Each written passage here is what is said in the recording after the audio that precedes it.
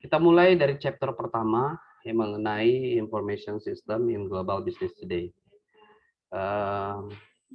Learning objektifnya kita yang pertama itu adalah bagaimana sistem informasi mengubah bisnis dan mengapa sistem informasi itu penting begitu untuk menjalankan dan mengelola bisnis saat ini. How are information system transforming business and why are they so essential? Kenapa mereka sistem informasi ini penting begitu. Kemudian yang kedua, tujuan pembelajaran kita adalah apa sih itu sistem informasi?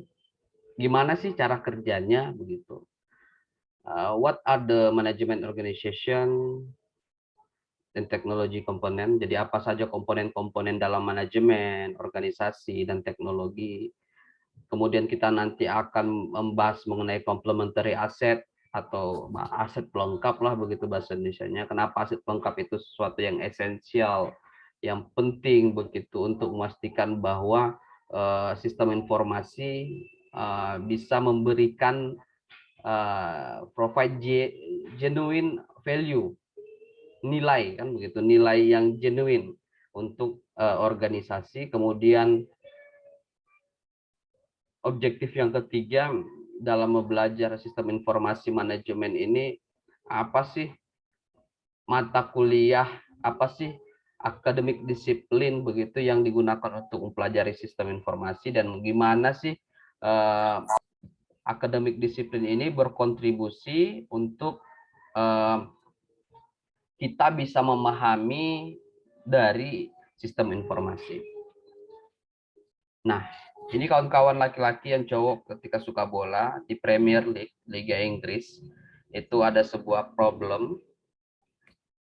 Problemnya adalah improving revenue and player training through big data. Meningkatkan revenue dan training pemain melalui big data.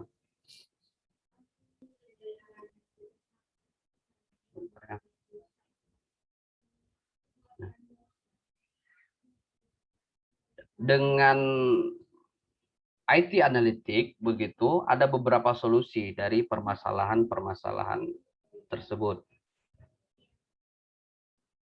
Solusinya adalah Premier League itu membuat simulasi game Football Manager sebagai database. Kemudian sistem aplikasi analitik IT analitik ini bisa meningkatkan enhancing kinerja pemain. Kemudian use a network sensor. Mereka itu menggunakan sensor jaringan dan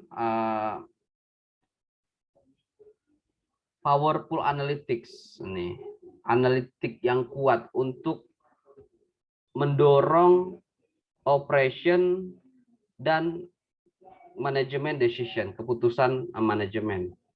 Kemudian dengan IT analitik ini bisa mendemonstrasikan bagaimana teknologi dapat digunakan untuk meningkatkan consumer experience, pengalaman dari konsumen. Kemudian dengan IT analitik ini juga bisa mengilustrasikan mengapa sistem informasi sangat penting saat ini. Nah, ini case tentang Premier League ini bisa kawan-kawan baca di bukunya Pearson. Saya tidak akan menjelaskan secara detail, saya hanya menjelaskan permukaannya saja. Ketika kawan-kawan suka main game Football Manager, terutama yang cowok-cowok, mungkin yang cewek juga yang suka game Football Manager, bisa di handphone, di Android, di iPhone-nya, bisa di komputer. Biasanya Football Manager ini adalah permain online begitu. Jadi gimana sih Football Manager ini yang dimainkan seluruh orang di dunia begitu, dengan kekuatan sistem informasi bisa memecahkan sebuah problem. Nah, ini kawan-kawan kalau misalnya tertarik silahkan dibaca, di buku ada. Nah, ketika kita berbicara how information system are transforming business, gimana sih sistem informasi ini merubah bisnis. Jadi kalau kita pakai data, di tahun 2018 itu ada 160 juta bisnis di seluruh dunia sudah memiliki situs what.com. Dan situs itu terregister, terdaftar gitu. Jadi tahun 2018 itu 1,8 miliar pengguna internet membeli secara online. Dan itu menghasilkan 2,9 miliar dolar. Jadi 1,8 billion internet users purchase online. Termasuk kita nih, kita beli di Topet, kita beli di Shopee, Lazada, kita beli di marketplace Facebook, kita beli di AliExpress, kita beli di Alibaba, kita beli di eBay. Ternyata dari proses kita melakukan pembelian itu totalnya sekitar 2,9 miliar US dollar. Itu di tahun 2018. Mungkin saja di data terbaru, apalagi selama COVID ini, orang rajin beli secara online begitu. Ini mungkin datanya bisa akan jauh lebih besar begitu. Ketika kita berbicara tentang transformasi dari bisnis, jadi itu tidak terlepas dari sosial media juga. Ada namanya Facebook. Kawan-kawan mungkin menggunakan Facebook. Jadi Facebook itu menarik lebih dari 2 miliar pengunjung bulanan di seluruh dunia. Ini data 2018. Jadi 2 miliar pengunjung bulanan itu ada di Facebook. Kawan-kawan bisa bayangkan gimana kekuatan Facebook. Jadi kalau kita menggunakan Facebook sekarang untuk alay-alay memang kelihatan menyia-nyiakan waktu, tapi ketika kita memakai Facebook untuk kegiatan bisnis begitu, kita mungkin bisa mendapatkan keuntungan yang sangat baik kan begitu, karena berdasarkan data sampai 2 miliar pengunjung setiap bulan, termasuk nih Indonesia. Nah, social networking tools being used by business to connect employee, customer, and manager. Jadi social network tools sekarang ini, nah itu digunakan untuk bagaimana pekerja, bagaimana konsumen, dan bagaimana manajer itu saling berhubungan. Jadi kalau kita lihat perusahaan-perusahaan besar itu kan sekarang advertise begitu kan, di Facebook, di Instagram, di mana lagi, di Twitter misalnya, di YouTube gitu. Supaya apa? Supaya ada ada intimasi sebenarnya, mendekatkan perusahaan dengan konsumennya ataupun dengan calon konsumennya. Misalnya kita bilang kayak si Randy tadi kerja di bank BCA begitu. BCA buat iklan kan begitu, buat iklan di YouTube, buat iklan di Facebook kan, bukan berarti ketika BCA buat iklan di Facebook BCA alay, BCA ketinggalan zaman, tidak. Tapi BCA kan mau mendekatkan diri kepada konsumen ataupun calon konsumennya. Nah, selanjutnya itu tentang iklan di internet. Ini juga kawan-kawan ada beberapa manfaat beriklan di internet. Keunggulannya adalah menurut data juga begitu, internet itu terus iklan di internet, internet advertising continues to grow, terus tumbuh more than 20% per year. Jadi lebih dari 20% per tahun tumbuhnya. Bayangin saja gimana cepatnya pertumbuhan iklan-iklan di internet. Kita buka scroll Facebook, ada iklan, kita scroll Instagram ada iklan, kita scroll Twitter ada iklan, kita nonton YouTube satu video bisa 3 kali 4 kali iklan kan begitu. Padahal dulu kita nonton YouTube iklannya nggak ada. Nah, jadi pertumbuhan iklan internet advertising ini itu tumbuh 20%. Dan keunggulan internet advertising ini, iklan internet ini kita bisa menjangkau pelanggan atau calon pelanggan yang lebih spesifik. Begitu. Jadi misalnya begini. Misalnya ada iklan lah, iklan Bank BCA. Iklan Bank BCA ketika dia mau apply iklan ke Facebook, misalnya begitu, dia bisa memilih apakah iklannya ini untuk wanita saja, untuk pria saja, untuk range usia berapa, begitu, untuk usia 18 tahun ke atas kah, itu bisa kita pilih. Berbeda dengan iklan konvensional yang kita cuma letakkan di pinggir jalan, itu tidak terlalu spesifik orang yang dituju. Tapi kalau beriklan di internet, orang yang dituju itu akan lebih spesifik. Dari lokasi, dari gender, dari age, dan segala macam. Nah, di Amerika juga ada undang-undang new laws require business to store more data for longer period. Jadi di Amerika itu mewajibkan perusahaan itu menyimpan data digitalnya selama 5 tahun, tidak boleh dihapus. Change in business, a result change in job and career. Perubahan dalam bisnis ini mengakibatkan perubahan dalam pekerjaan dan karir. Kita sering dengar orang dengan teknologi informasi yang sangat berkembang cepat ini, maka beberapa pekerjaan akan hilang. Sering itu yang kita gaungkan. Tapi kita tidak pernah memahami bahwa dengan adanya teknologi informasi sekarang, akan ada pekerjaan-pekerjaan baru yang datang. Contoh seperti apa? Contoh kalau misalnya dulu tidak ada teknologi informasi,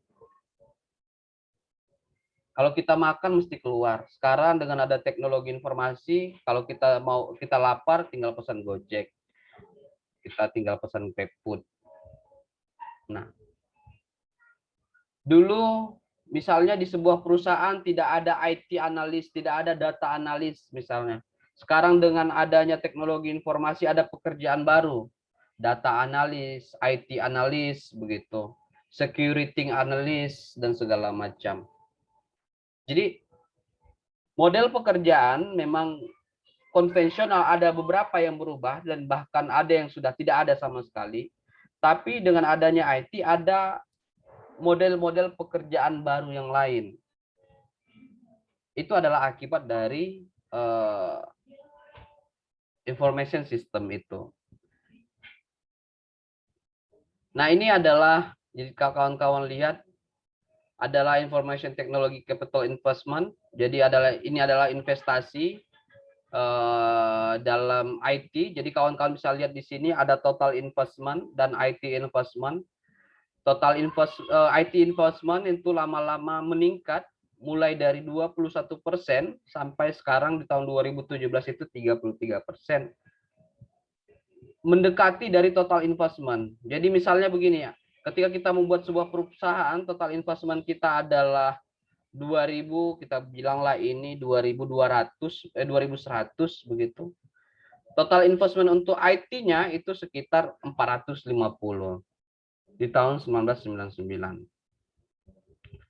Di tahun 2017 total investment-nya ada di sekitar 2400 dan total IT investment-nya di sekitar 600-700 begitulah. Jadi gap kedua ini, gap antara total investment dan IT investment itu semakin kecil jaraknya.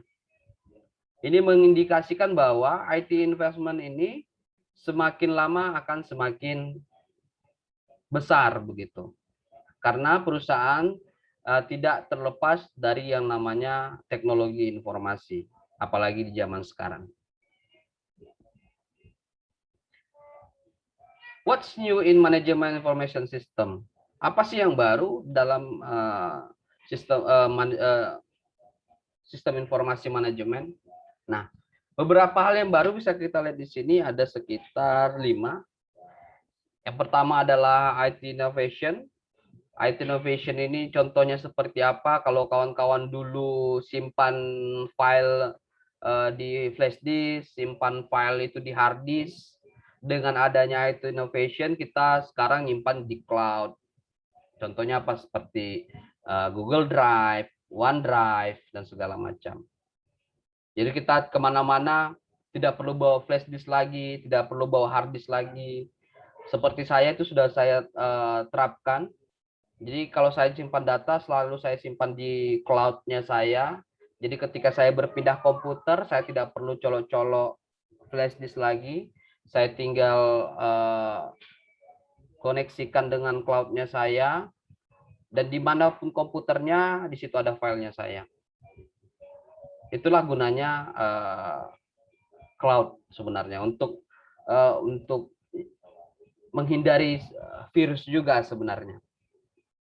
Jadi kalau dalam orang administrasi itu gampangnya kita simpan juga di hard disk, memang kita simpan file kita itu di hard disk.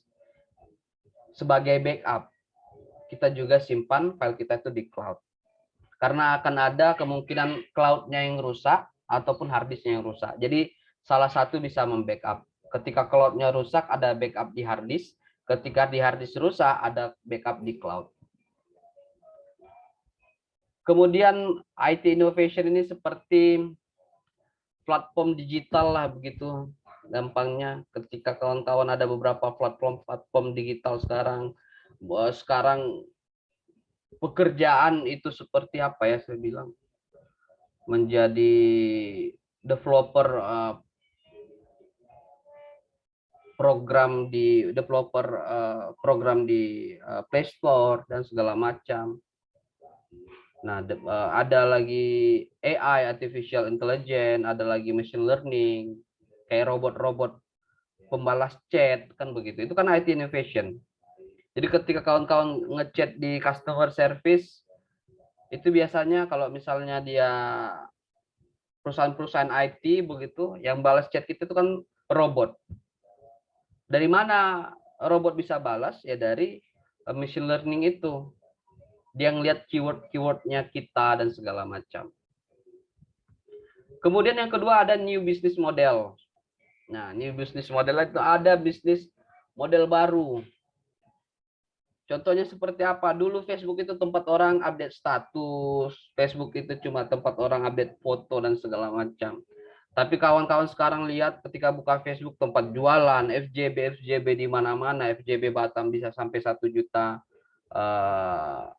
followers begitu.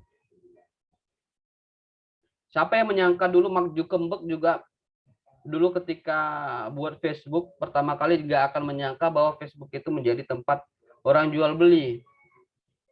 Sampai akhirnya Mark Zuckerberg buat fitur baru yaitu fitur marketplace di Facebook. Dulu kita nggak bisa menyangka bahwa barang dagangan kita dibeli oleh orang Sulawesi, kita orang Batam kan begitu. Kita dagangannya ya dagangan biasa-biasa aja, bukan pengusaha-pengusaha yang besar, kelas besar begitu. Tapi dengan sekarang kita bisa menjangkau konsumen kita di Indonesia Timur sana dengan Shopee, dengan Tokopedia dan segala macam. Ada lagi bisnis model baru dengan information system. Dulu mungkin 2 tahun, 3 tahun belakangan tidak ada orang yang bercita-cita. Kalau kita ditanya, apa cita-citamu? Dulu itu mungkin nggak ada orang cita-citanya jadi YouTuber. Nah sekarang ada orang yang bercita-cita jadi YouTuber kan begitu. Itu akibat apa? Akibat dari sistem informasi itu sendiri. Dulu orang cari duit mesti ngamen di kafe-kafe, mesti ngamen di jalanan. Sekarang musisi itu ngamennya di YouTube. Kan gitu, ngamennya di Facebook. Kasih nomor rekening, orang bisa sawer kan begitu. Kan model-model bisnis yang baru. Kemudian ada e-commerce expansion. Nah, ekspansi. Ini kalau kawan-kawan berdasarkan data, e-commerce ini berkembang menjadi hampir 1 triliun US dollar pada tahun 2018. Kalau kita berbicara e-commerce yang sering dipakai saat ini, misalnya Netflix begitu. Netflix sekarang di tahun 2018 itu juga memiliki lebih dari 125 juta pelanggan. Itu hanya di Amerika saja, belum di Indonesia. Nah, berkaitan dengan ekspansi, orang jualan online sekarang pendapatannya itu, orang jualan online yang online yang besar ya, saya bilang ya, seperti Alibaba, AliExpress, eBay, mereka itu pendapatan penjualan online itu sudah mendekati, hampir mendekati pendapatan yang menjual secara offline. Nah, itu saking hebatnya sistem informasi sekarang. Jadi pendapatan penjualan orang yang jualan online itu sudah mendekati pendapatan orang yang jualan secara offline.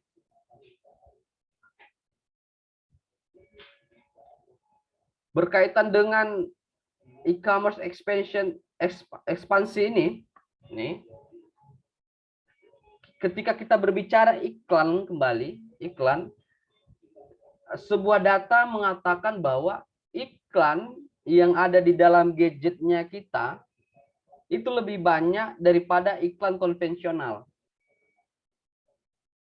Nah, perusahaan-perusahaan itu lebih senang ketika mereka beriklan lewat internet daripada mereka beriklan konvensional.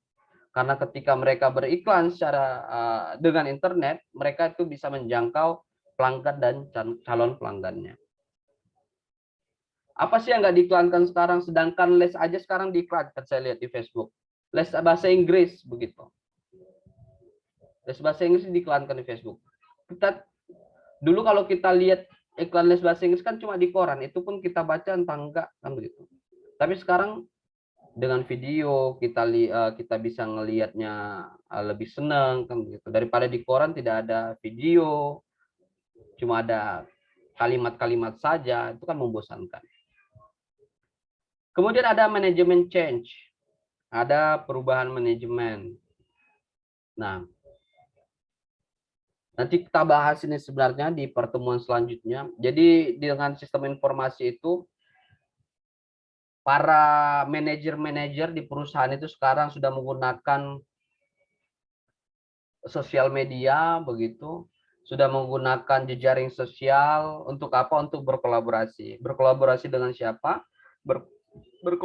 Berkolaborasi dengan internalnya perusahaan ataupun dengan eksternal perusahaan.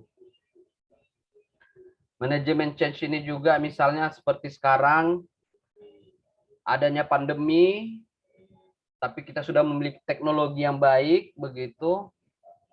Ketika ada pandemi yang mengharuskan kita tetap di rumah, tapi ada keharusan juga kita melaksanakan pekerjaan, melakukan meeting begitu, dengan ada teknologi kita bisa meeting virtual begitu. Dengan Zoom, dengan Google Meet, dengan Webex dan segala macam. Kemudian ada form and organization change. Perubahan dari perusahaan dan organisasi. Nah, jadi kalau kawan-kawan lihat di sini, seperti saya jelaskan tadi, akan ada banyak pekerjaan yang hilang, tapi akan ada pekerjaan yang baru. Artinya apa? Perubahan-perubahan ini menekankan kepada kita itu lebih besar kepada kompetensi dan keterampilannya kita. Apakah kita itu, saya bilang, apakah kita itu adaptif terhadap perubahan atau enggak? Apakah kita cepat beradaptasi dengan perubahan-perubahan yang ada? Dengan sistem informasi manajemen ini juga pengambilan keputusan dari manajemen itu akan jauh lebih cepat, jauh lebih akurat karena berdasarkan data. Seperti itu.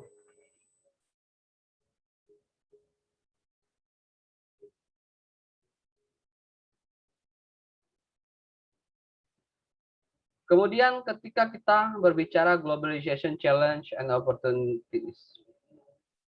Nah, internet dan global communication ini telah banyak mengubah cara dan tempat bisnis dilakukan. Nah, ada beberapa challenge dan opportunities, misalnya ada pengurangan drastis biaya operasi dan transaksi dalam skala global, kemudian persaingan untuk pekerjaan, pasar, resource, dan ideas, kemudian growing interdependence, tumbuhnya saling ketergantungan ekonomi global, kemudian membutuhkan pengalaman baru, require new understanding of skill, market, opportunities. Jadi market, skills, opportunities itu nggak bisa lepas. Kawan-kawan mesti tingkatkan nih skills. Nah, skills. Ini yang penting sekarang. Skillnya kawan-kawan. Jadi dalam globalisasi ini, challenge yes, but opportunities as well. Ada tantangan, tapi juga ada peluang. Nah, lebih dari setengah pendapatan perusahaan yang terdaftar dalam S&P 500 US Firm ini, jadi ini adalah S&P 500 US Firm ini adalah 500 perusahaan di Amerika, 500 perusahaan besar di Amerika, begitu. Lebih dari over half, ini kawan-kawan bisa lihat, lebih dari setengah revenue-nya itu didapatkan, itu dihasilkan dari luar negeri. Ini tantangan globalisasi nih. Jadi bagaimana kita juga, misalnya kawan-kawan punya usaha, bagaimana kita juga bisa menjangkau, kita bisa memenangkan pasar, kita bisa menghasilkan revenue, itu dari luar negeri juga. Karena berdasarkan data ini, over half of the revenue. Jadi 500 perusahaan di Amerika yang terdaftar di indeksnya mereka, itu menghasilkan lebih dari setengah revenue-nya itu dari luar negeri.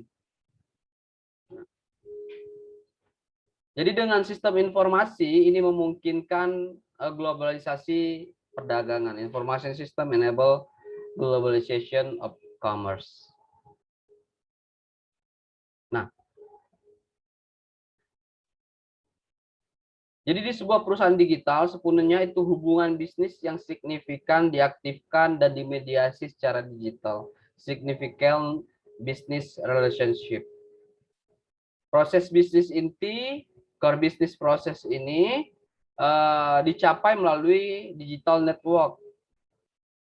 Key corporate asset, aset utama perusahaan itu dikelola secara digital. Nah, perusahaan digital menawarkan fleksibilitas, greater flexibility. Fleksibilitas yang lebih besar dalam organisasi manajemen. Jadi ada pergeseran waktu dan pergeseran ruang. Jadi di digital firm, kawan-kawan bisa ngelihat di sini digital firm. Di digital firm ini ada pergeseran fleksibilitas yang sangat besar pada time shifting dan space shifting. Nah, inilah yang menjadi pertanyaan sebenarnya. Ada pertanyaan orang-orang, mengapa sih digital firm ini memungkinkan mendapatkan manfaat yang besar dari globalisasi daripada perusahaan-perusahaan yang tradisional. Kenapa sih digital firm ini kemungkinan bisa lebih memenangkan pasar daripada perusahaan-perusahaan tradisional? Alasannya ini time shifting dan space shifting. Nah, karena digital firm ini memungkinkan bisnis dilakukan kapan saja. Ini time shifting. Dan dimanapun space shifting. Nah, makanya perusahaan digital ini sangat cocok untuk globalisasi sekarang. Nah, walaupun sebenarnya digital firm-nya kita tuh berada di lingkungan, di lokasi yang terpencil dan different zone time itulah. Dengan zona waktu yang sangat berbeda dengan pasarnya kita. Tapi karena ada fleksibilitas dari waktu dan fleksibilitas dari tempat, itu memungkinkan kita untuk menjangkau pasar yang lebih besar dengan digital firm. Nah, poin dasar dari gambar ini adalah bahwa untuk mencapai tujuan bisnis, sebuah perusahaan akan membutuhkan investasi yang signifikan di bidang teknologi informasi. Jadi dia, kawan-kawan lihat di sini, bisnis firm, ada information system, begitu. Jadi tidak terlepas dari dua-duanya, termasuk dari investasi di bidang teknologi informasi. Teman-teman bisa lihat di sebelah kiri itu ada platform teknologi informasi yang signifikan dapat menyebabkan perubahan tujuan dan strategi bisnis. Bisnis bergantung pada sistem informasi untuk membantu mencapai tujuan.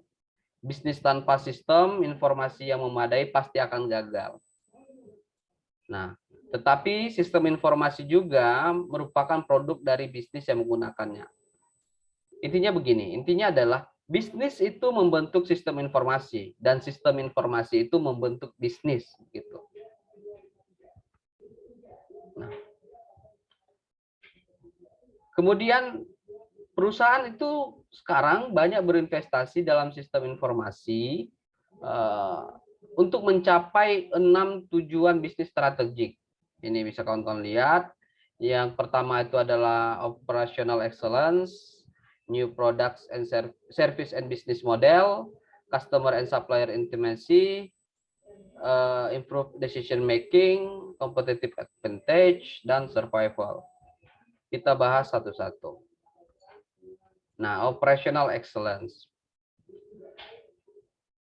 Peningkatan efisiensi, improved efficiency, result in higher profit. Peningkatan efisiensi menghasilkan keuntungan yang lebih tinggi. Information system and technologies help improve efficiency and productivity. Sistem dan teknologi informasi membantu meningkatkan efisiensi dan produktivitas. Contohnya seperti apa? Kalau di sini kita lihat contohnya seperti Walmart. Nah, toko Walmart ini, toko retail Walmart ini adalah toko retail yang paling efisien di dunia. Kenapa dia efisien? Nah, di sini bisa dibaca. Toko retail paling efisien, most efficient retail store in world as result of digital link between supplier and store. Toko retail paling efisien di dunia sebagai hasil dari hubungan digital antara pemasok dan toko. Karena pemasok itu memasok barangnya ke Walmart, kan begitu. Dengan apa? Dengan menggunakan teknologi informasi. Motonya itu untuk Walmart adalah everyday low price. Jadi kalau saya lihat di YouTube misalnya, saya kan suka lihat YouTube yang orang di Amerika begitu, jalan-jalan di Amerika seperti yang tinggal di camper van, yang ya otomotif lah begitu, yang tinggal yang keliling-keliling Amerika begitulah pokoknya. Saya sering lihat video-videonya, mereka tuh mampirnya itu kalau beli sesuatu, dari beli bahan makanan, peralatan-peralatannya mereka itu pasti ke Walmart. Karena Walmart ini lengkap. Begitu. Walmart ini seperti semacam inilah ya. Apa saya bilangnya? Ada digitalnya, ada yang fisiknya, tapi yang paling besar itu kan kelihatan yang fisiknya kalau kita lihat di Amerika itu. Hypermart begitulah. Hypermart. Kalau misalnya di Batam kayak Jodoh Center atau Top 100 begitu kira-kira. Nah, ini adalah top e-commerce di Indonesia. Kawan-kawan bisa ngelihat ada mungkin di sini adalah customernya Shopee, kawan-kawan yang membuat Shopee Kaya atau Tokopedia atau Bukalapak. Ini ada Lazada, ada Blibli, ada 5 besar sampai 10 top e-commerce di Indonesia. Apa sih yang menjadi keunggulannya mereka sehingga kita sebagai konsumen mau membeli, kan begitu. Kenapa? Karena supplier. Jadi kalau Shopee ini kan kita bebas kan begitu kan? Kita bebas memasukkan barang kita ke e-commerce seperti Shopee, Tokopedia dan Bukalapak. Kalau Lazada saya kurang tahu ya. Kenapa ini besar? Sangat besar Shopee dan Tokopedia. Kebetulan saya punya di keduanya, Shopee dan Tokopedia, karena kalau ketika misalnya kita mau jualan barang itu sangat gampang begitu. Kita sebagai suppliernya itu sangat gampang menjual begitu. Kita juga punya pilihan gratis ongkir. Konsumen juga punya pilihan itu kan begitu. Konsumen bisa mendapatkan servis gratis ongkir. Konsumen bisa memilih apakah pengiriman barangnya itu nanti pakai apa istilahnya itu, pakai asuransi atau enggak, kan begitu. Jadi ini kan membuat lebih efisiensi dari penjualan. Kita ingat yang pertama, improve efficiency, result a higher profits. Yang kedua, new product, service, and business model. Nah, sistem dan teknologi informasi memungkinkan perusahaan untuk menciptakan produk, layanan, dan model bisnis yang baru. Model bisnis, bagaimana perusahaan memproduksi, delivers, mengirimkan, dan menjual produk dan layanannya. Nah, contohnya seperti apa? Contohnya seperti Apple ini. Apple ini kan punya iPhone, punya iPad, punya iPod, punya MacBook, kan begitu kan?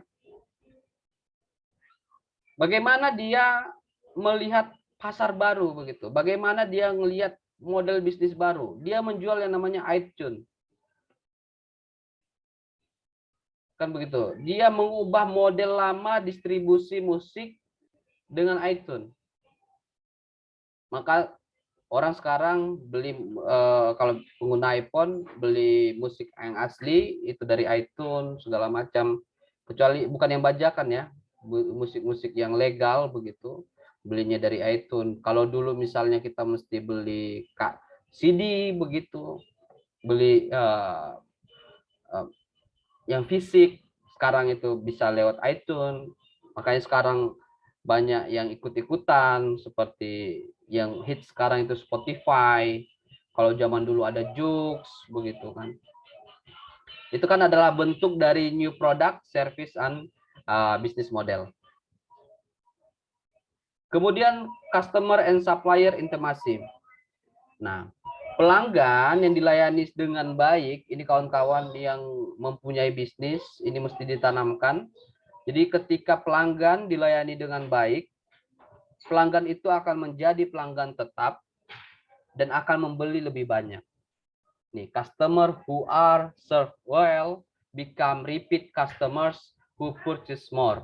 Ini, tanamkan ini ketika kawan-kawan jualan nih.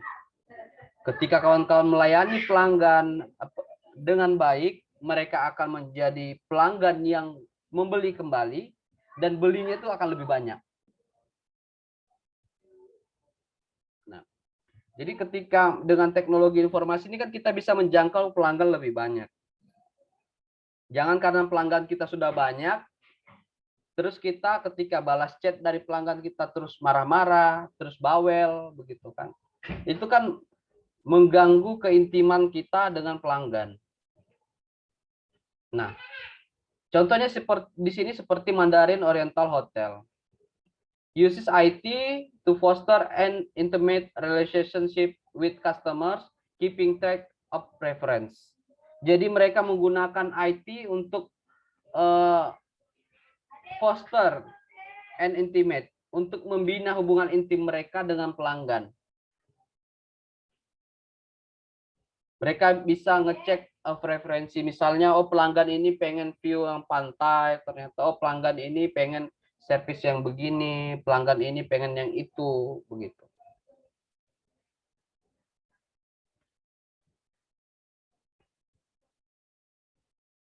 Yang kedua, close relationship with supplier result in lower cost. Hubungan yang erat dengan pemasok, dengan supplier, itu akan menghasilkan biaya yang lebih rendah. Kita punya supplier nih, kan begitu. Ketika komunikasi, ketika hubungan kita baik dengan supplier kita, kemungkinan kita akan mendapatkan harga yang lebih rendah itu akan semakin besar. Contohnya juga dengan Mandarin Hotel ini, dengan GCP ini. Jadi GCP ini itu menggunakan IT untuk meningkatkan hubungan dengan pemasok di Hong Kong. Pokoknya intinya ini sebenarnya di sini. Ketika kawan-kawan melayani customer dengan baik, mereka akan become a repeat customer who purchase more. Nih, become repeat customer and purchase more. Jika relationship kita baik, maka kita akan mendapatkan lower cost. Kemudian improve decision making. Jadi tanpa informasi yang akurat, manajer itu harus menggunakan perkiraan, forecast, harus menggunakan tebakan, harus menggunakan lucky, keberuntungan. Jadi ketika kita mau mengambil sebuah keputusan, decision making, improving decision making, tanpa ada informasi, maka yang kita butuhkan hanya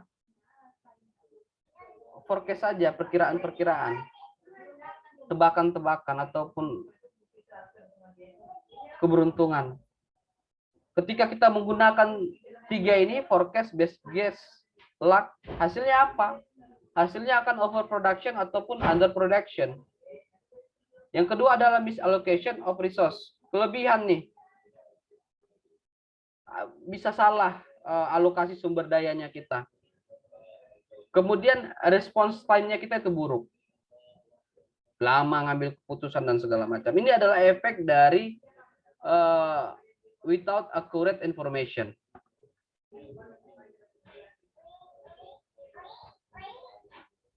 For outcome, raise cost, lost customer. Hasil yang buruk akan meningkatkan biaya, kita juga akan kehilangan pelanggan. Real-time data improve ability of manager to make decision. Data real-time meningkatkan kemampuan kita, kemampuan manajer untuk mengambil keputusan. Nah, jadi gampangnya begini, kalau kita nggak mau hasil ini kita dapat, tiga hasil ini kan bisa berbahaya. Overproduction, ini artinya kita bisa banyak uang yang keluar kan begitu kan, overproduction. Underproduction, kita bisa memproduksi 2 kali nantinya. Harusnya bisa 1 kali kerja, jadi 2 kali kerja.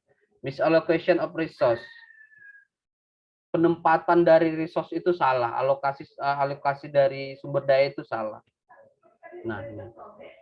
Response time-nya kita, pengambilan keputusannya kita itu lambat. Cara untuk menghindari ini adalah kita harus memiliki data yang akurat. Ini accurate information. Bagaimana cara kita mempunyai data yang akurat?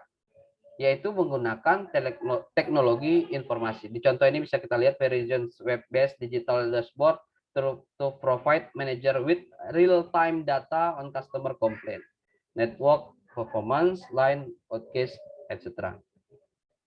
Jadi tanpa data yang akurat kita akan mendapatkan hasil yang ini, tapi ketika kita mempunyai data yang akurat, maka overproduction, underproduction itu akan nol, misallocation itu akan nol, dan response time itu akan nol.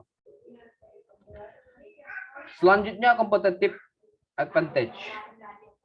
Melakukan hal-hal yang lebih baik dari pesaing, mengenakan biaya yang lebih sedikit untuk produk unggulan, begitu.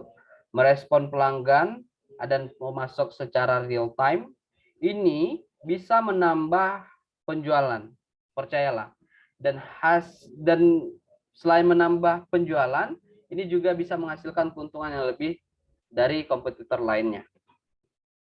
Jadi ketika apa sih keunggulan jualan si A begitu kan?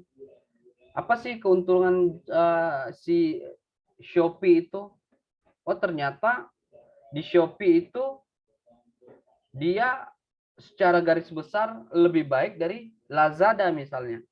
Apa yang baik dari Shopee daripada Lazada? Misalnya harga di Shopee lebih murah, begitu kan?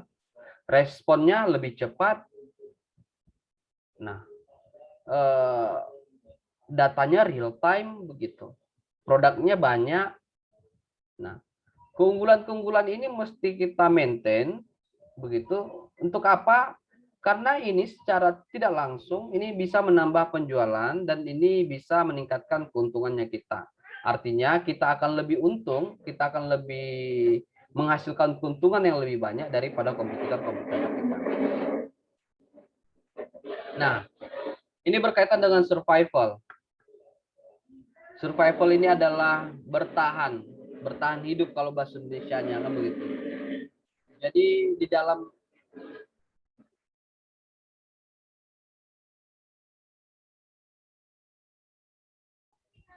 survival di teknologi informasi di zaman ini sangat penting juga. Ini kawan-kawan mesti paham perusahaan itu berinvestasi dalam sistem dan teknologi informasi karena kebutuhan untuk melakukan bisnis. Sistem informasi bukanlah barang yang mewah. Di sebagian besar bisnis, sistem informasi dan teknologi informasi adalah inti untuk survive, inti untuk bertahan hidup. Contohnya kalau kita lihat ini seperti Citibank. Citibank Introduction of ATM. Jadi Citibank itu memperkenalkan ATM. Halo Randy. Ya, halo Pak, halo. Ya, siapa yang mengawali ATM di Indonesia? Mengawali ATM, Pak. Iya, memperkenalkan ATM di Indonesia. Kalau di dunia kan ada Citibank. Di Indonesia, saya menggunakan lah. Kalau ATM CDM yang pertama kali di Indonesia itu BCA, Pak? Ya. CDM. Jadi BCA di tahun berapa ya? Saya lupa, 90-an begitu. Kalau Itu tahunnya saya lupa, Pak. iya, 90-an itu memperkenalkan ATM. BCA memperkenalkan ATM. Kenapa BCA memperkenalkan ATM? Karena BCA ingin bertahan hidup di Indonesia. Karena jika dia tidak memiliki ATM, dia akan bersaing kan begitu. Bersaing dengan bank-bank yang tidak memiliki ATM juga. Tapi ketika dia memiliki ATM, begitu, saingannya kan tidak ada. Nah, survivalnya di mana? Survivalnya adalah ketika nanti Bank BCA punya ATM, bank yang lain yang belum punya ATM itu harus punya ATM. Kalau enggak, bank yang lain yang enggak punya ATM itu akan kehilangan pelanggan. Kenapa kehilangan pelanggan? Oh, di orang di BCA bisa kita tarik sendiri kok uangnya. Di bank lain kan mesti ke teller. Nah, jadi berinvestasi di sistem informasi itu sangat penting. Salah satunya untuk survival. Nah, misalnya itu, sorry Randy. Iya, Pak. Untuk buka rekening tanpa ke bank itu BCA juga pertama kali ya? Iya, Pak. Buka rekening online BCA yang pertama. Pertama, nah itu. BCA punya servis membuka rekening online tanpa kita mesti ke bank. Cukup verifikasi lewat video call ya Randy. Atau lewat telepon. Halo Randy. Ya, halo Pak. Lihat verifikasinya lewat mana? Verifikasinya lewat video call, Pak. Lewat video call. Nah, cuma verifikasi lewat video call. Terus? Kita tanda tangannya di kertas untuk menyesuaikan tanda tangan di KTP sama di kertasnya sesuai atau tidak gitu. Oh, nah itu. Tonton lihat, itu inovasi-inovasi kan dalam sistem informasi. Dan akibatnya apa? Mungkin mungkin ada yang bekerja di bank yang lain juga mengikuti seperti itu. Bisa membuka rekening lewat tanpa mesti ke bank. Nah, itu inovasi-inovasi sistem informasi. Misalnya lagi ATM juga lagi berinovasi mengenai ATM yang bisa kita setor tunai. Mending aku pakai Bank Mandiri sajalah. Bank Mandiri ATM-nya ada ATM setor tunai. Kan begitu. Bank BCA misalnya nggak ada. Ngapain aku setoran ke BCA mesti ngantri ke teller, mending di Mandiri bisa KTM. Nah, artinya BCA itu juga harus mengikuti kan begitu. Bank Mandiri punya ATM yang bisa setor tunai. Oh, ternyata sekarang BCA lebih tinggi misalnya teknologinya, bisa tarik tunai tanpa kartu. Bisa sekarang itu Randy ya. Cardless istilahnya ya. Halo Randy. Iya Pak, Ada teknologi cardless di BCA untuk di ada ATM. pakai mobile banking Pak. Nah, kan begitu kan. Kan itu kan investasi juga. Jadi kawan-kawan ketika ngambil uang begitu, ngambil uang ke ATM tanpa harus punya kartu ATM lagi. Cukup punya mobile banking, nanti kawan-kawan akan keluar kode begitu ya. Kode yang akan kita masukkan ke dalam mesin ATM-nya. Begitu ya Randy ya. Iya Pak. Begitu kan, di mobile banking kita lakukan Iya, transaksi, nanti akan keluar kode. Kode itu kita masukkan ke mesin ATM begitu ya. iya masukkan nomor telepon, nanti masukkan kode. Sekarang juga bisa cardless-nya itu bisa juga di counter Pak, nggak perlu bawa kartu ATM juga sekarang. Nah, Buku jadi tabungan dan kartu ATM udah nggak perlu lagi. itu kan investasi-investasi yang baru, dan itu kalau misalnya bank-bank lain itu nggak mengikuti, bank yang nggak mengikuti itu yang nggak survive begitu. Jadi ketika ada satu bank misalnya mempunyai teknologi baru, bank itu juga akan mengikuti. Contohnya begini juga, Gojek dan Grab. Begitu. Gojek tiba-tiba punya layanan pengantaran makanan. Nah, Grab belum ada kemarin. Ya mau nggak mau, daripada Grab ini nggak survive, nggak bertahan, ya mereka menambah servis ada Grab Food.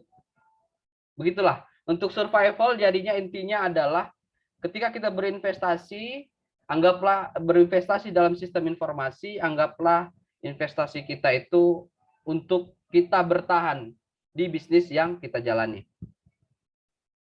Nah, what is an information system? Nah, ada beberapa hal kita lihat di sini, teknologi informasi, perangkat keras, hardware and software yang digunakan bisnis untuk mencapai tujuan. Used to achieve objective. Information system itu komponen yang saling terkait yang mengelola informasi untuk yang pertama, untuk mendukung pengambilan keputusan, support decision making and control. Pengambilan keputusan dan pengendalian. Help with analysis, visualization, dan product creation. Membantu dengan analisa, visualisasi, dan pembuatan produk. Itulah informasi sistem. Data itu apa? Data itu adalah aliran data mentah, fakta mentah, dan informasi itu adalah data dibentuk menjadi bentuk yang bermakna dan berguna. Jadi ada perbedaan data dan informasi. Kalau data itu aliran data, aliran fakta yang mentah, stream of raw fact. Kalau informasi adalah data, data shape yang sudah dibentuk into meaningful, useful form. Data yang dibentuk menjadi bentuk yang bermakna dan berguna. Ini contohnya, data dan informasi. Datanya itu 331 Bright Dish Shop. Nah, datanya apa saja? Ini data penjualan, ini data mentah dari misalnya misalkan dari counter kasir supermarket. Data dapat diproses dan diatur untuk menghasilkan informasi yang berarti. Seperti total penjualan misalnya deterjen ini, shop ini. Nah, atau total pendapatan penjualan begitu. Jadi kawan-kawan bisa ngelihat di sini data-datanya itu setelah diolah di information system, maka dia akan menjadi informasi. Informasinya apa? Informasinya mengenai di item nomor berapa, deskripsinya tentang apa, berapa unit penjualannya, berapa penjualan per tahunnya, dan segala macam. What is an information system? Nah, aktivitas dalam sistem informasi itu berbicara tentang proses input, berbicara tentang input, proses, output, dan feedback. Atau bahasa Indonesia itu umpan balik, begitulah. Nah, yang paling penting sebenarnya dalam aktivitas dari sistem informasi ini adalah feedback. Nih. Sayangnya, feedback ini adalah proses yang paling sering diabaikan. Nih. Yang paling sering mendapat perhatian adalah input, proses, output. Feedback ini diabaikan. Feedback ini harusnya mendapatkan perhatian yang besar, kan begitu. Karena feedback ini bisa membantu organisasi untuk membantu mengevaluasi dan memperbaiki tahapan input. Nah, feedback ini kan biasanya kan, misalnya kalau kita menggunakan sistem begitu, kemudian kita sebagai customer memiliki masukan kepada organisasi, oh sistemnya ternyata kurang A, sistemnya kurang B, misalnya begitu. Kan kita bisa kasih feedback. Misalnya, saya pakai bank OCBC misalnya. Saya punya akun bank OCBC, saya punya mobile bankingnya. Mobile banking OCBC itu adalah mobile banking yang saya pakai selama ini yang paling tidak saya bilangnya, yang paling tidak teknologi banget lah begitu. Ketika mobile banking bank lain itu sudah menggunakan sensor sidik jari untuk login, mobile bankingnya OCBC masih menggunakan password, yang itu membuang-buang waktu saya. Nah, karena saya ada masukan begitu, ada feedback itu saya berikan kepada organisasi. Supaya apa? Supaya organisasi tersebut bisa memperbaiki inputnya. Oke lah, sistem kita nanti kita buatlah sistem loginnya pakai mendukung fingerprint misalnya. Itu pentingnya feedback. Kenapa BCA juga, misalnya saya bilang lah BCA, karena sini ada orang BCA. Kenapa BCA betul-betul menjadi bank yang teknologinya selalu menjadi panutan oleh bank-bank lain? Karena BCA feedback yang diberikan oleh customer mungkin langsung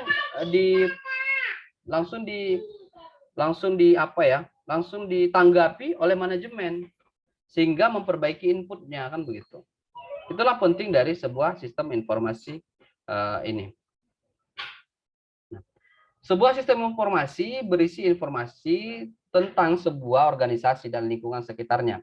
Jadi ada 3 aktivitas dasar dari sistem informasi, ada input, proses, yang aktivitasnya itu ada classify, arrange, calculate, kemudian ada output. Output ini menghasilkan feedback untuk input. Nah, feedback ini adalah keluaran yang dikembalikan kepada orang atau kegiatan yang tepat dalam organisasi untuk mengevaluasi, untuk menyempurnakan sebuah input. Jadi feedback ini, dari output ini kan muncul feedback nih dari users. Nah, muncul feedback dari users. Tujuannya apa? Tujuannya adalah untuk memperbaiki input. Nah,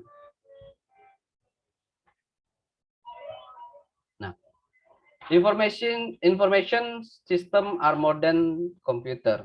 Nah, jadi kalau kita lihat di sini, menggunakan sistem informasi secara efektif membutuhkan pemahaman tentang organisasi, manajemen, dan teknologi. Sistem informasi menciptakan, ini kawan-kawan bisa lihat di tengah ini, jadi sistem informasi ini menciptakan nilai bagi perusahaan sebagai solusi organisasi dan manajemen untuk menghadapi tantangan yang ditimbulkan oleh lingkungan. Nah, jadi ketiga hal ini, kawan-kawan bisa lihat ada organization, teknologi, ada manajemen. Ini akan muncul kembali di pembahasan kita yang akan datang nantinya. Jadi ini terus yang akan kita bahas. Jadi kita harus memahami faktor-faktor yang berhubungan dengan information system ini. Nah, ini ada level inform. Ini beberapa perusahaan ya pasti begini, ada senior manajemen, middle manajemen, operational manajemen. Nah, ini nggak perlu saya bahas lagi. Nah, kita membahas dimension of information system. Yang pertama itu tentang organization. Nah, ada separation of business function, pemisahan fungsi bisnis. Sales and marketing, yang pertama, human resource, finance, accounting, manufacturing, and production. Jadi dimensi dari informasi sistem ini, kita mesti memisahkan fungsi bisnis, itu yang pertama. Kita mesti memiliki bisnis proses yang unik, artinya berbeda dari yang lain.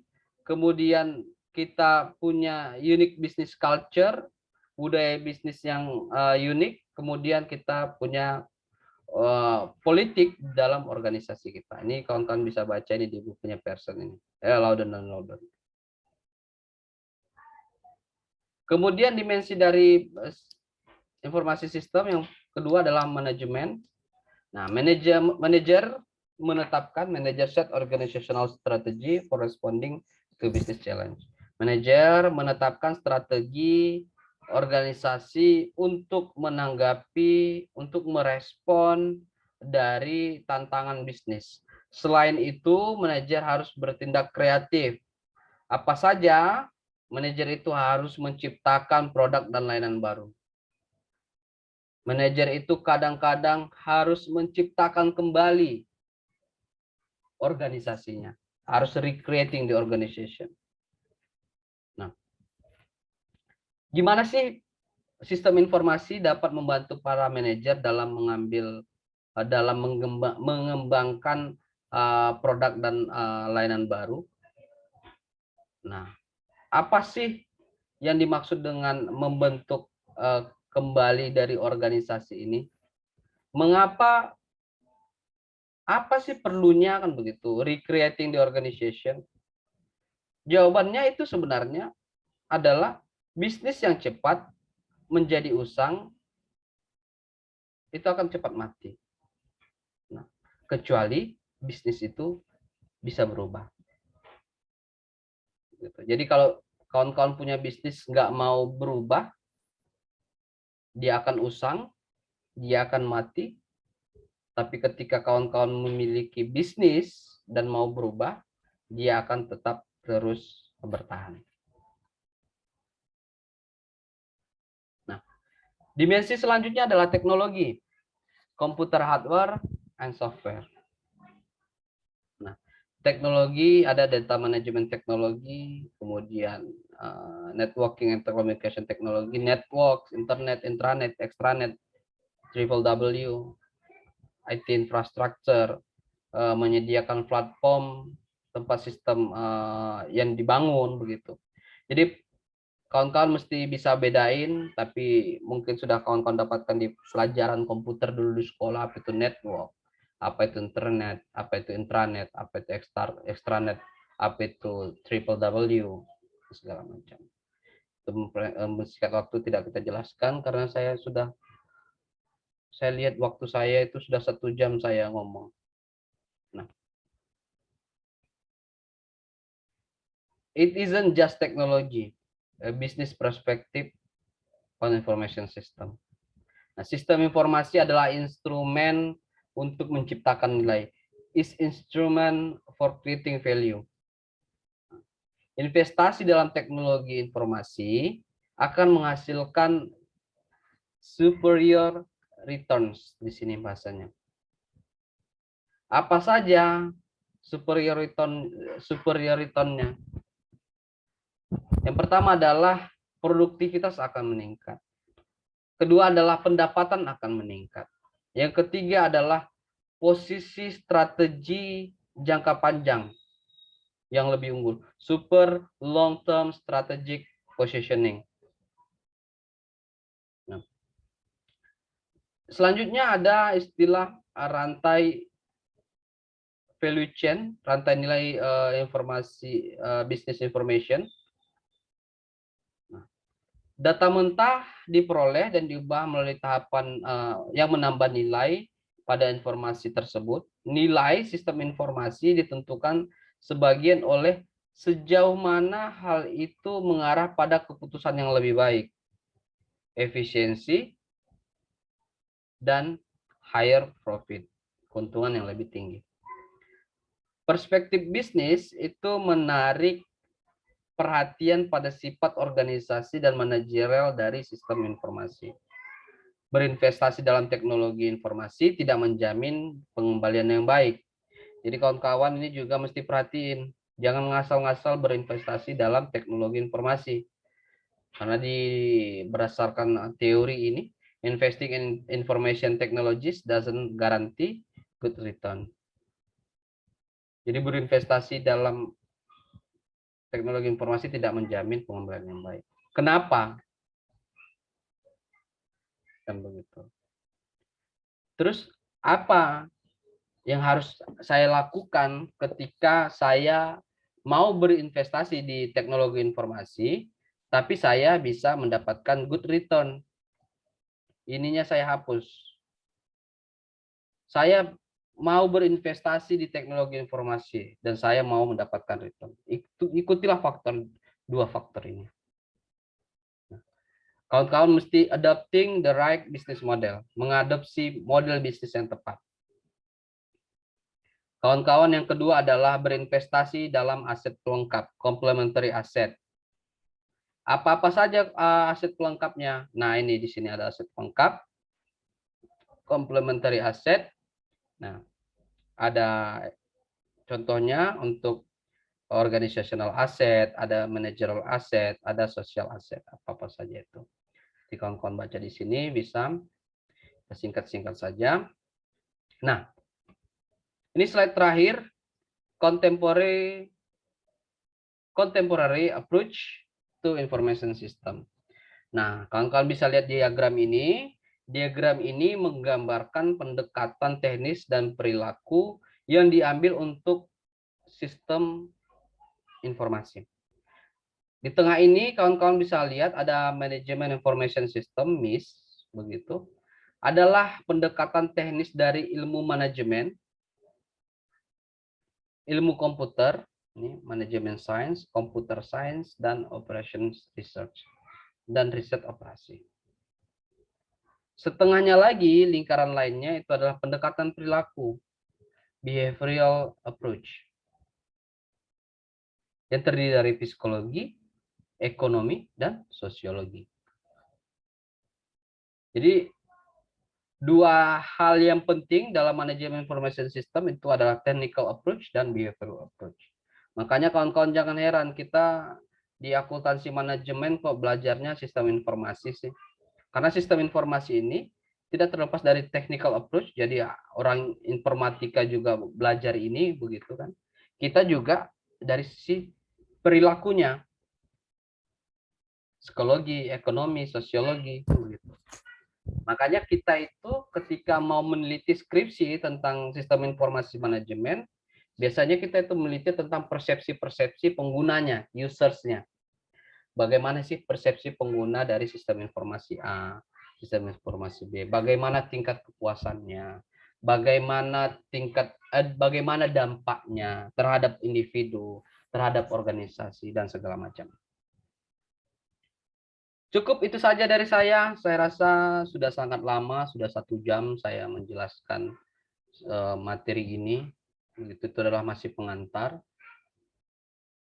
Kira-kira ada pertanyaan yang mesti kita diskusikan, kawan-kawan? Ada pertanyaan nggak? Ayo Pak. Ya boleh, Venska. Yang untuk survival tadi Pak, Ya. itu berarti kalau misalnya mengikuti kompetitornya itu termasuk cara survival ya Pak? Atau dia itu ngikutin kompetitornya itu karena memang lagi banyak peminatnya Pak? Contohnya kayak iPhone gitu kan Pak. Hmm. Itu kan modelnya pengeluaran terbarunya kayak gini. Terus merek-merek yang lain itu pada ngikut. Nah itu tuh termasuk survival atau dia lagi ngelihat pasarnya banyak peminatnya gitu Pak. Terima kasih Pak. Oke, siap. Terima kasih, Venska. Siapa sih panggilan Venska atau Vianda? Venska Pak. Oke, sip. Nah, kita bisa lihat dari beberapa sisi memang. Nah, misalnya kalau kita berbicara tadi tentang iPhone, kamu bilang iPhone itu untuk sekarang untuk teknologi itu nggak ada lawannya, tidak ada kompetitornya langsung karena dia memiliki operasional sistem operasi yang sendiri, OS-nya sendiri yang berbeda dari yang lain, kan begitu. Kita coba bisa melihat dari yang banyak kompetitornya saja, kan begitu. Misalnya Shopee dan Tokopedia, begitulah kan. Shopee memulai dengan gratis ongkir, begitu kan. Tujuannya apa? Supaya orang belanja lewat Shopee, tidak belanja lewat Topet. Ternyata Topet punya itu juga, punya layanan gratis ongkir. Kemudian Shopee setiap bulan di tanggal cantiknya membuat sale, Topet ikutan juga, kan begitu. Sama dengan bank juga tadi. Kenapa BCA itu mesti buat ATM dulu, begitu kan? Di saat bank lain itu tidak punya ATM, terus BCA punya ATM, apakah itu bentuk dari survival? Begitu juga kan, kan? Pertanyaan kamu misalnya tadi kan? Iya Pak, kayak mencontoh lawannya gitu Pak. Iya. Kenapa sih dia mesti buat ATM baru begitu? Itu kan bentuk dari survival juga. Karena persaingan di bank itu juga kan besar. Apa sih? Nah, kalau istilahnya di sistem informasi manajemen ada diferensiasi. Ada apa ya? Ada sesuatu yang membedakan antara Bank BCA dengan Bank Mandiri misalnya begitu. Kenapa sih orang mesti gampangnya gini? Kalau kawan-kawan suka ngutang begitu misalnya kan, kenapa sih lebih enak ngutang di Bank BCA daripada Bank Mandiri misalnya? Oh ternyata bunga yang diberikan oleh BCA itu jauh lebih rendah daripada Bank Mandiri misalnya. Kalau kita lihat dari sisi keuangan. Kalau kita lihat dari sisi sistem informasinya, oh ternyata pengajuan kredit di Bank BCA bisa lewat website saja tanpa mesti ke bank seperti Bank Mandiri misalnya begitu. Jadi survival ini bukan hanya sekedar kita mengikuti kompetitor, tetapi kita juga bisa memiliki diferensiasi, perbedaan. Kita punya teknologi ini yang baru begitu. Dengan teknologi baru ini, konsumen akan datang. Kita akan survive di bisnis ini. Contohnya tadi itulah. Bank BCA tadi. Kenapa sih dia punya ATM? Yang paling baru, teknologi barunya lah. Kenapa sih mesti pakai cardless kan begitu? Apa sih fungsinya? Sekarang kan orang kan kalau bisa dalam dompet itu nggak ada kartunya lagi. Cuma ada dompet, cuma ada KTP kan begitu. Udah malas bawa ATM. Contohnya seperti saya tuh dulu kalau zaman kuliah mesti kartu-kartu semua ada di dalam dompet, sampai nota-nota ATM mesti ada di dompet supaya kelihatan dompetnya tebal. Sekarang orang kan nggak mau kelihatan dompetnya tebal kan begitu. Nah, untuk menjawab tantangan itu BCA menyiapkan teknologi yang baru, cardless. Cuma pakai handphone kita bisa tarik tunai di ATM. Jadi untuk survival itu kita bisa mengikuti kompetitor, kita juga bisa membuat servis yang baru lah gampangnya. New model begitu, model yang baru dalam melakukan pelayanan terhadap customernya kita.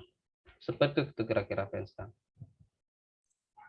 Oke, baik Pak. Terima kasih Pak. Nah, berbeda dengan iPhone itu memang. iPhone itu kenapa suka-suka hati ayahnya aja buat harga itu, nggak ngerti saya. Karena memang dia memiliki sistem operasi yang berbeda memang, yang nggak dipakai oleh kompetitornya begitu. Xiaomi sudah pakai itu, kan? Xiaomi pakai itu, misal kan ada, kalau kawan-kawan punya Apple tuh kan ada Apple ID kan begitu kan? Ketika handphone hilang, kawan-kawan lock sampai mati pun dia bukan sampai mati sih. Dia akan kesusahan membuka Apple ID-nya kan begitu. Makanya di istilah orang kalau kita ketemu iPhone orang dan Apple ID-nya ke-lock, iPhone-nya itu bakal jadi ganjal pintu aja kan begitu kan, karena nggak bisa digunain. Beda dengan Android. Android tinggal kita flash, selesai. Nah, iPhone itu kenapa orang beli? Ya karena sistemnya itu cuma dia yang punya, itu dia masalahnya. Dan dia menggunakan MacBook. Itu kan sebenarnya kalau orang bilang apa ya? Orang-orang yang nggak mau ngoprek gadgetnya ya cocoknya memang pakai iPad, iPhone, MacBook memang. Kalau kita pakai Android itu kita bisa oprek-oprek, kita bisa routing istilahnya. Kalau misalnya kita pakai laptopnya basisnya adalah Windows, kita bisa pakai software bajakan dan segala macam. Kalau kita pakai MacBook kan nggak bisa pakai software bajakan. Nah, itulah diferensiasi dari produknya Apple itu.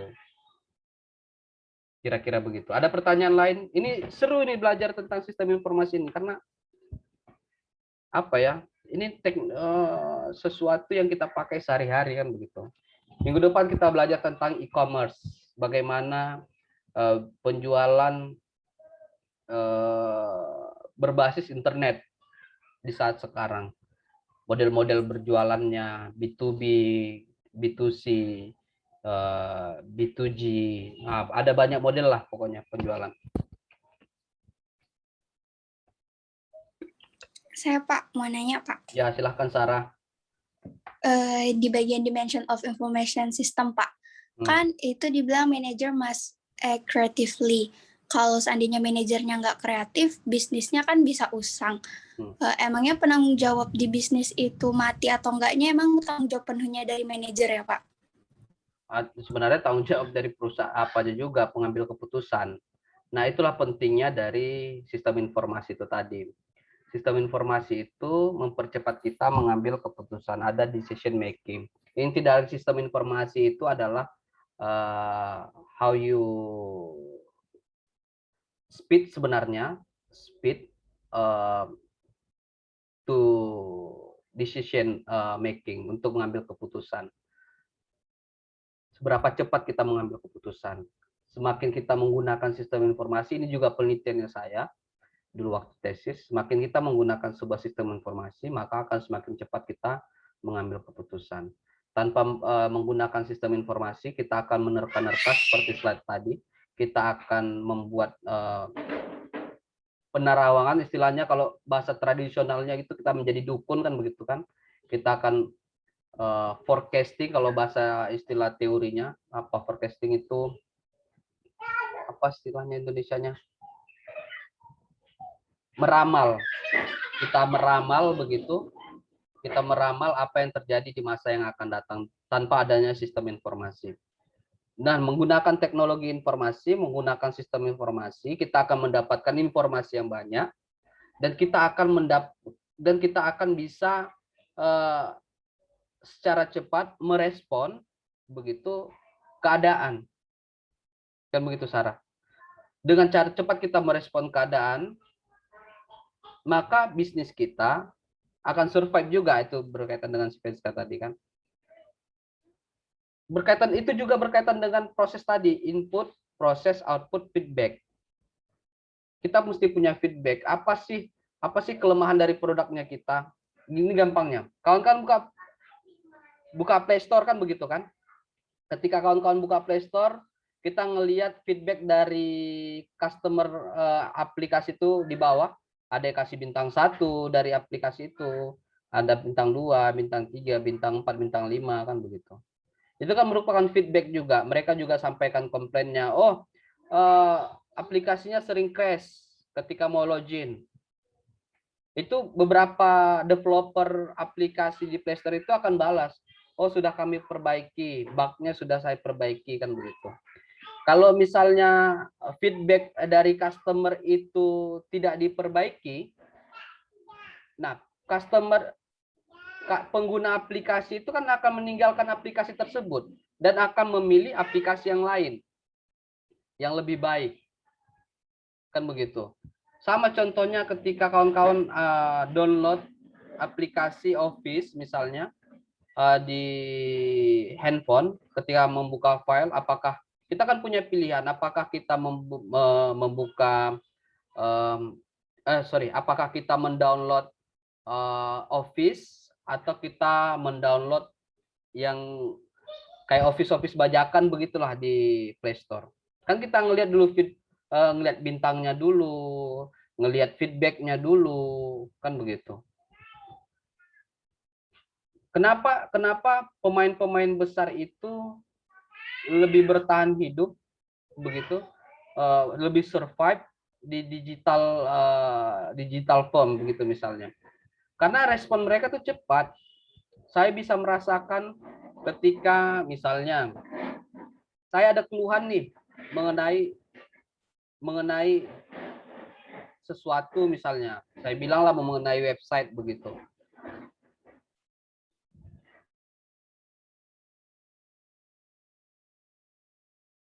Pak, mic-nya mati, Pak. Iya, sorry. Yang sengaja saya matikan bentar. Nah, saya bisa merasakan betapa seperti Google begitu, itu cepat sekali merespon keluhan pelanggannya. Misalnya kalau kita mengeluhkan mengenai Google Drive begitu yang crash dan segala macam. Beberapa digital firm yang besar-besar itu feedback dari customer itu mereka cepat respon, mereka cepat perbaiki, dan itu yang membuat customer tetap memilih mereka. Nah, sama kayak gini juga, jangan mengenai usang itulah. Kembali kita mengenai bagaimana kita servis pelanggan kita. Kawan-kawan mungkin sudah pernah beli online segala macam. Ketika pembelinya itu jutek, suka marah-marah, kalian mau beli lagi nggak? Kan enggak, kan begitu kan. Ada banyak faktor mengapa bisnis kita itu bisa survive. Bisa dari produk-produk kita adalah produk-produk yang baru, kita servisnya kita, harganya kita, segala macam. Apalagi berkaitan dengan teknologi informasi, produk baru ini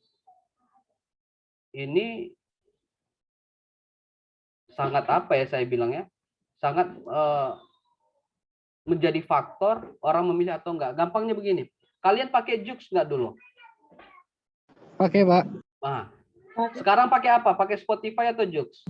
Spotify. Kenapa pakai Spotify? YouTube, Pak. Wah, YouTube ya. Kalau saya Banyak sekarang kuota dia.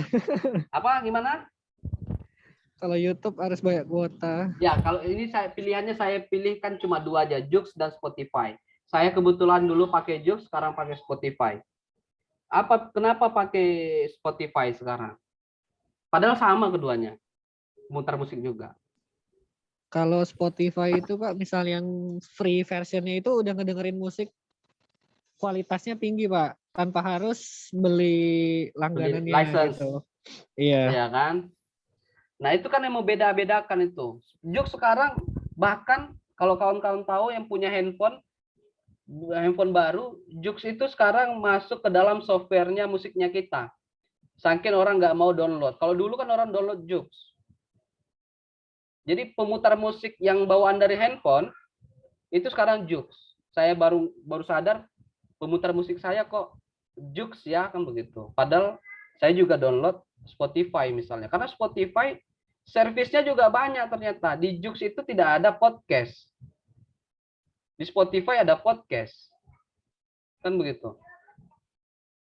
Kan itu kan menjadi, saya pikir kok nggak masuk di akal kan begitu. Sama-sama pemutar musik, pemain lamanya itu Joox, kenapa orang sekarang malah pilih Spotify ya, saya pikir. Karena ternyata servis yang diberikan oleh Spotify itu lebih bagus daripada Joox. Begitu. Nah, itu dia kira-kira. Bapak, Ya. Ya. Kalau penggunaan brand ambassador itu bentuk loyal ke customer atau supaya penjualannya naik lagi ya Pak? Karena algoritma sama mereka gitu Pak. Atau nanti ini materinya di e-commerce ya Pak ya? Nanti ada materinya di e-commerce itu, gampang itu. E-commerce ya Pak? Iya. Pak, Silakan saya mau nanti. tanya Ya.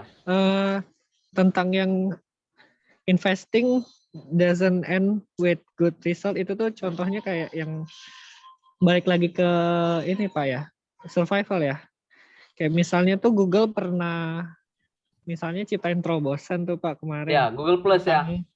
Detachable phone. Yang kita tuh bisa ubah, misalnya kayak komputer gitu, kita bisa rakit. Misalnya RAM-nya kita mau ubah, CPU-nya, SoC-nya mau kita ubah, tapi kan nggak laku tuh. Itu salah satu dari yang terobosan yang tidak sesuai ini Pak ya, kemauan customer gitu Pak ya. Bisa jadi. Nah, ini kan ada beberapa faktor. Faktor pertamanya itu adalah dia salah mengadopsi model bisnisnya. Pangsa pasarnya itu salah dia. Nah, begitu dia lepas ke semua, artinya gini, itu gagal ya, Randy? Iya Pak. Termasuk banyak sih produk Google yang gagal. Google bukan Google Lens ya, kacamata Google HoloLens ya. Iya, itu Microsoft Pak, Microsoft HoloLens. Microsoft ya, sorry. Kalau Google Lens malah berhasil Google Lens. Saya pengguna Google Lens saya. Tapi Google mahal Plus. Pak. Google Plus. Itu kan produk gagalnya Google juga. Ya mau menggantikan Facebook. Pangsa pasarnya itu juga gimana ya? Itu produk yang kamu bilang itu saya kurang tahu. Itu produk apa dia, Randy? Lebih ke kemarin itu sempat ada terobosan baru kan, yang handphone sempat dijual di Amerika kalau nggak salah Pak. Jadi seperti komputer. Jadi misalnya kan kalau handphone itu misalnya mau upgrade kamera atau upgrade SoC-nya, CPU itu kan harus beli baru. Iya. Mereka melakukan terobosan yang seperti jadi bisa detachable. Misalnya kita kurang RAM-nya nih. Jadi RAM-nya itu kita bisa upgrade. Iya, handphone. Oh, saya pikir tadi komputer. Di handphone kamu bilang ini? Iya, mungkin jadinya customer itu kan butuh yang simple langsung pakai. Iya, nah itu. Apanya dia salah? Dia itu kan orang pakai handphone itu kan dia ringkas kan begitu. Gini saja lah. Kenapa orang memilih handphone daripada tablet misalnya? Kan Randy? Padahal tablet juga bisa nelpon kan? Betul Pak. Nah, orang pengguna handphone ini, kalau kita bilang tidak semua pengguna handphone itu paham dengan handphonenya. Yang penting dia beli RAM-nya berapa, memorinya berapa, kameranya berapa megapiksel, kan begitu kan? Bisa selfie nggak? Bisa download TikTok nggak misalnya, kan begitu kan? Bisa download Free Fire nggak misalnya? Kan itu yang penting sama kita kan? Kalau kita misalnya nggak bisa download Free Fire, artinya kita mesti, karena permasalahan handphone ini jauh lebih kompleks daripada komputer. Kan begitu. Permasalahan handphone ini ketika kita update RAM, terkadang OS-nya nggak support. Ya Randy? Begitu kan? Berbeda dengan komputer, kita bisa upgrade OS dengan ya kita, banyak lah. Kita bisa update RAM, hard disk, dan segala macam. Nah, melihat pasarnya itu yang salah sebenarnya menurut saya. Tapi ada beberapa juga yang berhasil. Contoh seperti ini. Contoh seperti kalau kawan-kawan tahu sepatunya, koreksi saya salah kalau salah saya, Adidas.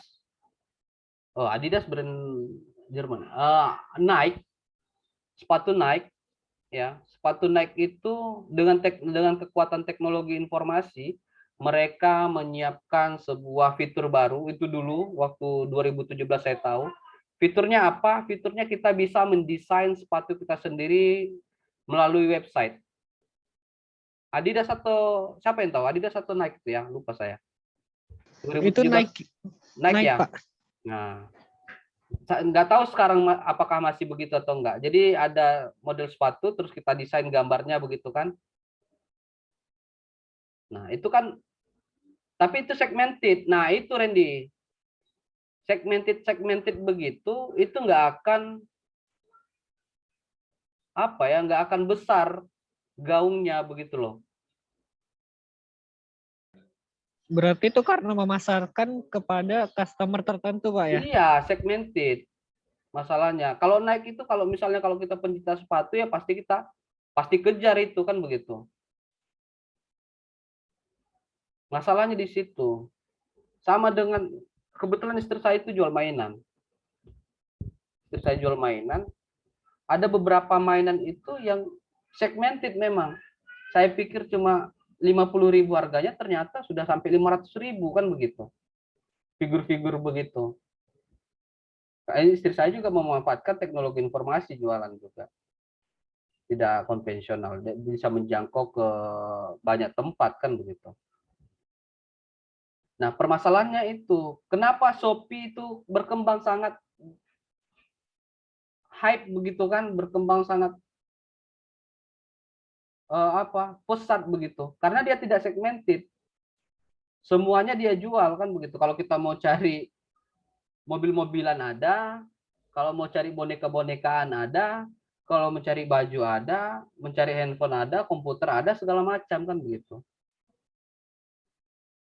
Nah, yang segmented ini agak susah memang, makanya mesti ada diferensiasi. Nah, kecuali kita memang punya pasar memang itu Randy. Kenapa BCA misalnya banyak orang yang mau ke BCA? BCA itu kan termasuk bank yang segmented juga ya kan Randy kan? Orang menengah ke atas kan begitu kan? Iya Pak, tapi Orang ada ngeluarin produk yang emang untuk kalangan kelas bawah dan anak muda juga ada sih Pak. ya, Jadi tapi kan segmented ya terkenalnya ya. iya benar. Cici dan koko-koko kan begitu kan? Iya. Terus beberapa ke orang-orang kaya, bukan orang kaya sih. Nah, ini yang juga orang salah kan begitu. BCA banknya orang Cina kan begitu. Tidak. BCA bank orangnya yang mau pelayanan kan Randy kan begitu kan? Itu Benar kan Pak, kayak contohnya kan BCA ini nggak mau buka cabang di Tiban karena kurang ininya apa? Mereka tuh nyari nasabah yang cuan Pak. nah itu dia. Itu kan bayangin itu dia cari Karena nggak ada perusahaan kan di Tiban, kayak nggak nah ada itu. PT atau apa. Nah itu. Dan orang kenapa ke BCA kan begitu? Karena orang cari pelayanan. Istri saya pengguna BCA dan merasakan pelayanannya itu bagus. Kan begitu. Bahkan sampai saya lihat tweet-tweet di Twitter itu, bahkan sampai security-nya saja itu sangat sopan. Berbeda dengan security bank BUMN. Kan begitu kan? Jadi ada diferensiasinya. Nah, tetap bermain di bisnis-bisnis digital, di zaman digital sekarang itu ya tidak semudah kita bermain bisnis di zaman dulu. Contohnya seperti saya bilang lah, mertua saya itu jualan baju, bisa beli berinvestasi beberapa properti dari jualan baju, konvensional di zaman dulu. Sekarang ketika dia tidak menggunakan teknologi informasi, begitu jualan bajunya nggak jalan, karena itu kan efek dari teknologi informasi sekarang ini kan begitu. Kalau dulu belum ada orang jualan baju di Facebook, jualan baju di Shopee, kan begitu. Orang-orang pasti beli ke mertua saya kan begitu. Apalagi mertua saya itu ngambil bajunya langsung dari Tanah Abang. Kalau sekarang orang Tanah Abangnya langsung jualan di Shopee. Ngapain lagi dia beli ke orang kan begitu. Itu dah efek dari sistem informasi ini. Begitulah kira-kira. Jadi kawan-kawan, sekarang mahasiswa semester 3, mungkin ada yang belum kerja ataupun yang sedang bekerja, manfaatkanlah teknologi informasi begitu. Jangan sosial media itu jangan cuma menjadi ya kalau misalnya sudah cukup menurut kalian apa yang kalian dapat sekarang, ya nikmatilah sosial medianya. Kalau misalnya masih kurang, misalnya ada keinginan untuk membantu meringankan beban orang tua, gunakanlah sosial media ya untuk kecil-kecilan saja berbisnis begitu. Kan nggak masalah sebenarnya. Daripada cuma, saya lihat beberapa mahasiswa itu menggunakan sosial media untuk berjualan. Sekarang nggak jualan gampang, nggak punya barang aja bisa jualan sekarang. Orang jualan akun Netflix ya kan, akun apa, YouTube Premium. Nah, sekarang ada, dulu kita nggak pernah mendengar istilah reseller, kita dulu nggak pernah istilah dropshipper, sekarang ada istilah-istilah itu. Kita bisa menjual tanpa memiliki barang. Itu kan model-model bisnis baru yang mesti kita harus aware kan begitu. Apalagi kita orang akuntansi, manajerial. Saya rasa cukup ya, sampai udah jam 9 ya. Udah 2 jam kita Zoom. Udah sampai Cukup, Pak. sakit leher saya. Jadi kita nanti minggu depan tinggal tanya jawab saja. Oke? Bapak, maaf Pak, yang Silakan. PBL kelompoknya itu mulai tugasnya gimana ya Di Pak? Atau ada setelah UTS nanti. setiap UTS ya Pak? Iya, setelah UTS baru kita mulai PBL. Berarti minggu depan Zoom tanya jawab sama kuis aja ya Pak ya? Iya, betul. Untuk kuis, halo siapa ketua kelasnya? Ricky. Ricky, Pak. Nah, Ricky, untuk kuis mungkin ada, tapi minggu-minggu ini mungkin kalau nggak besok Jumat ya. Oke, siap Pak. Ya, yang penting kalau kuisnya itu tidak mengganggu kegiatan kalian dan di malam hari. Ricky, ini ada yang kelasnya apa enggak? Yang shift-shiftan kerjanya enggak? Ada Pak. Berapa orang yang shift-shiftan kerja? Siapa saja? Saya Pak, saya sip-sipan Pak. Ertina ya. Siapa lagi? Iya Pak. Saya Pak. Delinda, Octavia, terus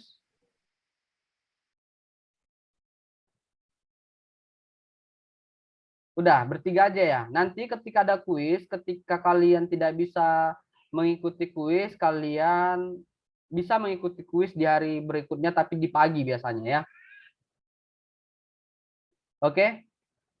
Baik Pak. Oke, sip. Silakan kawan-kawan buka kamera, saya akan screenshot. Sebentar.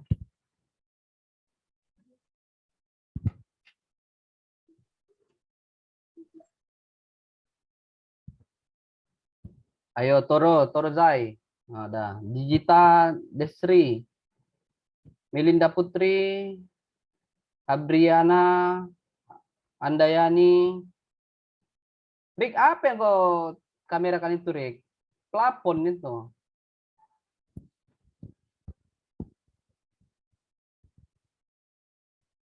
Kok di mana Digita? Pakai helm pula? Jauh ya? Mau berangkat kerja Pak. Oh ya, hati-hati ya. Iya Pak. Oke, sip. Sudah semua buka kamera. Luciana, open your cam. Oke, 1, 2, 3. Senyum. Sip. Terima kasih kawan-kawan atas kehadiran dan partisipasinya. Semoga kita tetap sehat. Semoga kita bisa cepat kuliah offline begitu.